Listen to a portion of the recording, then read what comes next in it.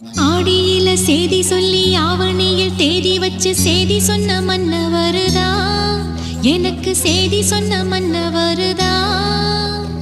சொந்தம் சொல்லி நெத்தியில குங்குமத்தை வச்ச ஏன் மன்னவரு